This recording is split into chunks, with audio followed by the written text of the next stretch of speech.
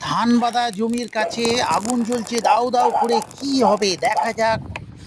মাংস, বাবা এ কি পাথরের মতো হয়ে গেছে! তো মাংসগুলো কুচি কুচি করে, টুকরো টুকরো করে, ভালোভাবে সুন্দর করে গুছিয়ে পেঁপে আলু দিয়ে এটাকে পেস্ট করে, সিলভার কাগজ দিয়ে এটাকে ভালো করে মুড়ে সেই আগুনের মধ্যে দিয়ে দেওয়া হলো।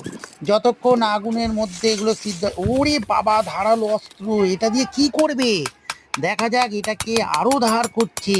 এটা নিয়ে কি করতে চাইনি।